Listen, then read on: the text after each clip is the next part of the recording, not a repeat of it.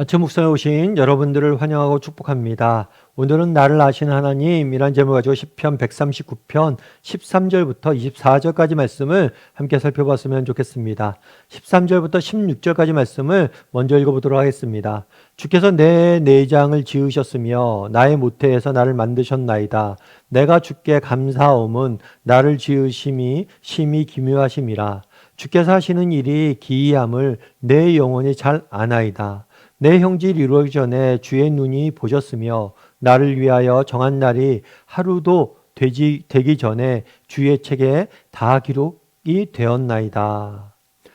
우리가 계속해서 시편 139편을 살펴보고 있습니다. 이 139편은 다윗이 지은 시예요. 특별히 어제도 살펴봤지만 이 139편은 핵심 주제는 뭐냐면 나를 아신다는 거예요. 하나님은 누구시냐? 우리에 대해서 누구보다도 잘 아시는 분이다. 특별히 나에 대해서. 그래서 이것들을 시편 139편을 통해서 노래하는 거예요. 그래서 우리도 분명히 기억해야 될 거 있어요. 그게 뭐냐면 하나님이 우리를 아신다는 거. 우리 한 사람 한 사람. 우리 어떤 생각으로 어떤 바램으로 꿈으로 어떻게 살아가고 있는지 우리의 삶에 대해서 누구보다도 잘 아시는 분이 누구냐? 하나님이란 거예요.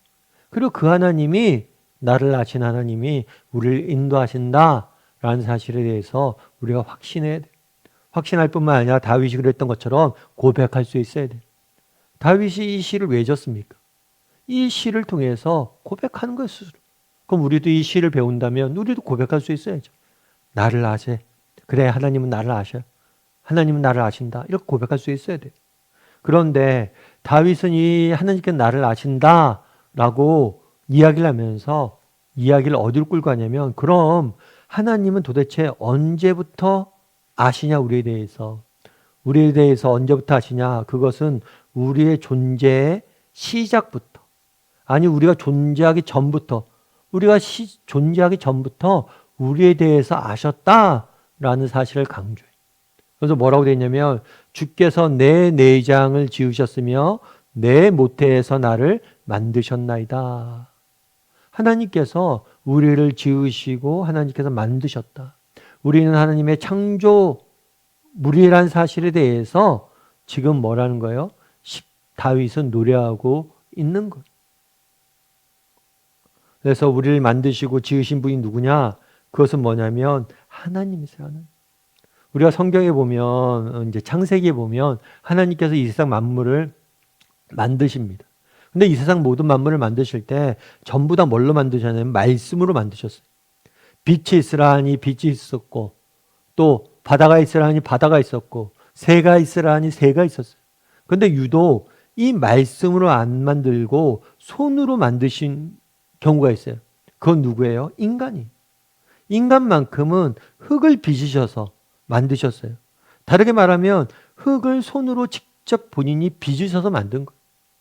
그럼 왜 인간을 흙으로 빚으셨다는 거예요? 그만큼 인간이 뭐예요? 소중한 존재이기 때문에 이 빚으심을 통해서 이것을 인격적 교제를 나눴다라고 이야기를 하거든요. 그 만드는 순간 정말 쪼물쪼물 하나님께서 만드시면서 손의 그 감각을 느끼고 만드는 과정에서부터 우리를 인격적으로 교제를 나누셨다라고 이야기를 합니다. 그래서 인간만큼은 하나님께서 직접 손으로 만드셨어요. 다윗이 이야기하는 거예요. 하나님이 나를 지으셨다. 나를 만드신 분이다. 우리를 만드신 분 누구예요? 하나님이심을 이야기해요. 특별히 이렇게 되어 있죠. 내 내장을 지으셨다. 내장은 내면이에요. 우리의 내면. 우리의 내면의 모습.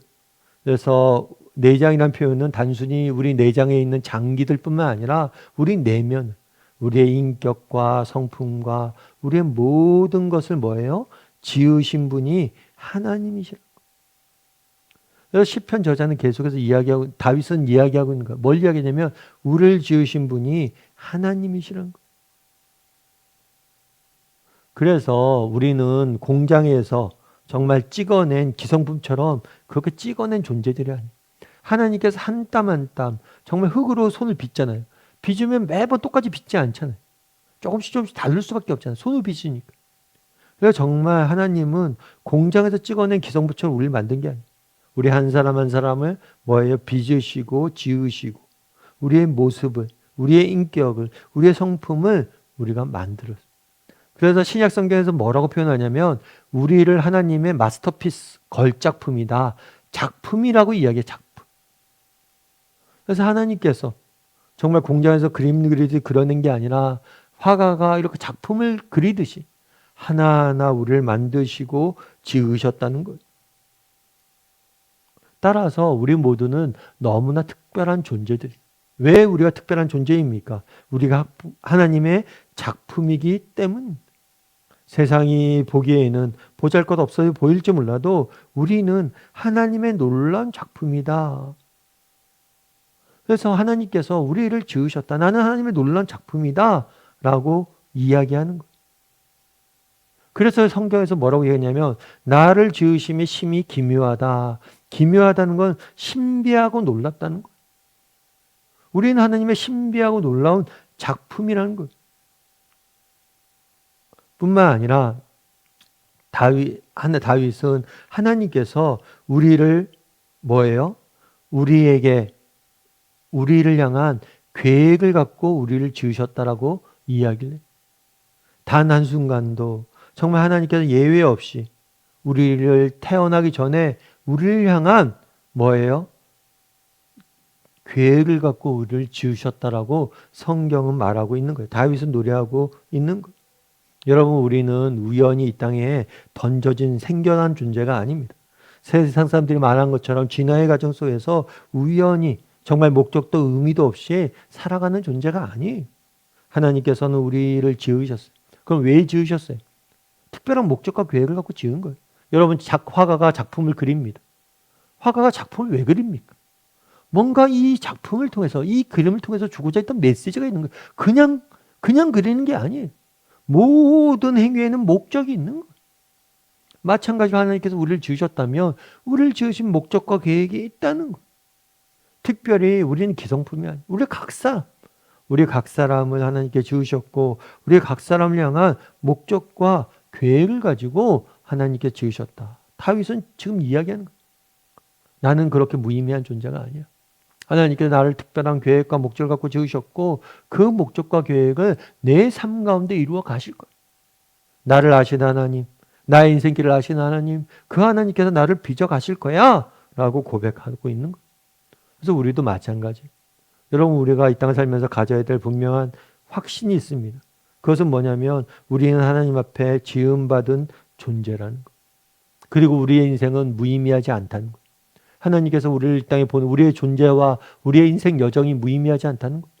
우리를 지으시고 우리를 이 땅에 보내셨을 때는 특별한 계획과 목적을 갖고 계셨고 지금도 이루어 가신다. 지금도 이루어 가고 계시다. 라는 사실을 우리가 확신해야 된다는 것. 우리가 분명히 알아야 된다는 것. 그래서 정말 우리가 확신했으면 좋겠어요. 정말 하나님께서 우리를 지으셨고 우리를 향한 선한 계획과 목적이 있고 그것들 지금도 이루어 가신다. 지금 당장은 다 보이지 않지만 이루어 가시고 언젠가 우리는 확인하게 될 것이다. 여러분, 6.25 전쟁이 막 끝났을 때였어요. 그때 6.25 전쟁이 끝난 다음에 무명의 화가 한 명 있었습니다. 그런데 6.25 전쟁이 끝나고 나서는 우리나라 사회가 너무 가난한 시절이었잖아요. 그래서 이 화가가 그림을 그려야 되는데 그림을 그리려고 해도 물감이나 물감을 그려야죠. 그림 그리는 캔버스 이런 거에 없는 거예요. 제대로 구할 수 없는 거예요. 그래서 안 되겠다 싶어서 뭘 했냐면 미군 병사를 한 명을 사귀었어요. 미군 병사 한 명을 사귀어서 부탁하는 거예요. 미군이니까 아무래도 이런 물건도 구하기 쉽잖아요. 그래서 혹시라도 일본이나 외국에 갔다 올 일이 있으면 물감이나 캔버스를 사다 달라고 쪼르게 된 거예요.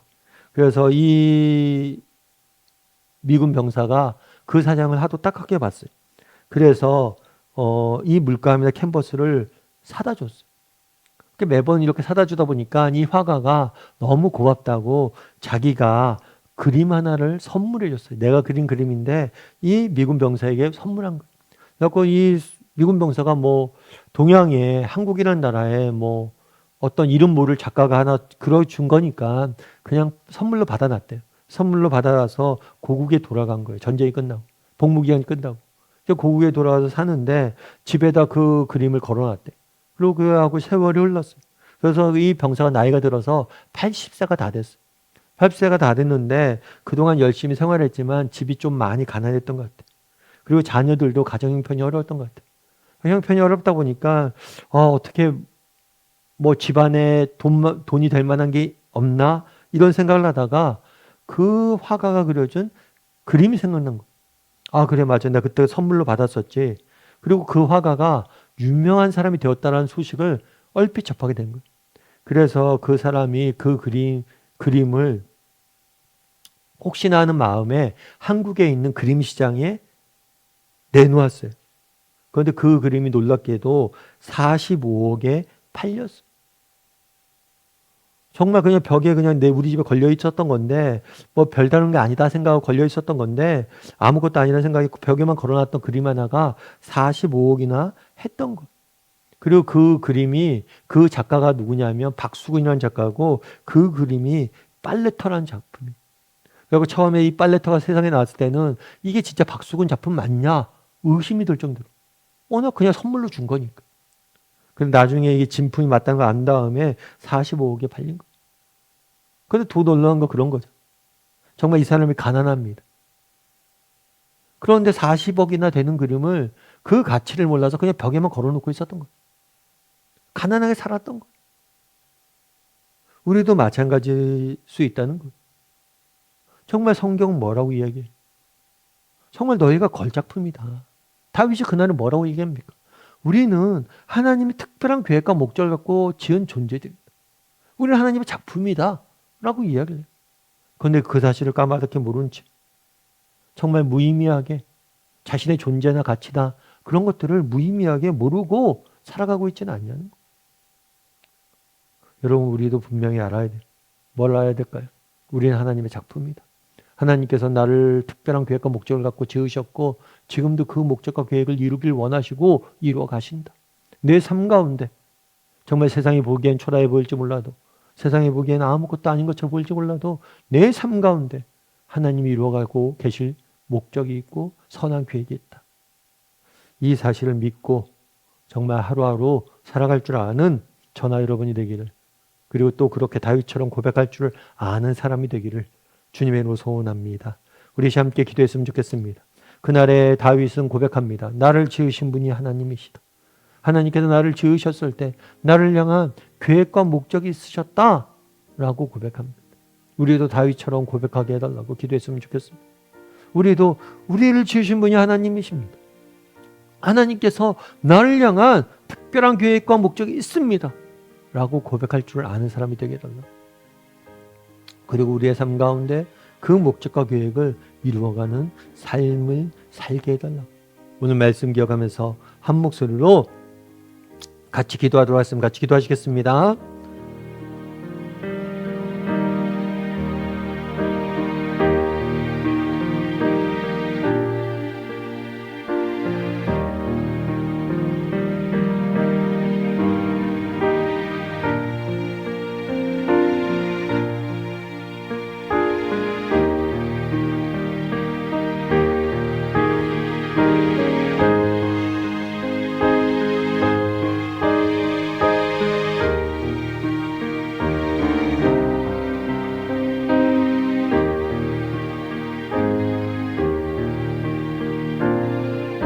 사랑의 하나님, 그날의 다윗이 정말 하나님께서 우리를 향한 특별한 목적과 계획을 가지고 우리 인생을 지으시고 지금도 그 계획과 목적을 이루어 가신다라고 노래하는 모습들을 보게 됩니다.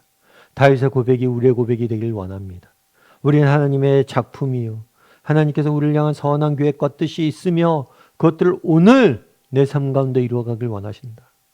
이 사실을 분명히 확신하고 오늘도 하나님을 따라 하나님의 계획과 목적을 바라봄으로 내 삶 가운데 이루길 소망함으로 살아갈 줄 아는, 우리의 삶이 결코 무의미하지 않고 무가치 않음을 기억하고 하루하루 살아갈 줄 아는 우리 모두가 될 수 있도록 주여 은혜를 더하여 주시옵소서.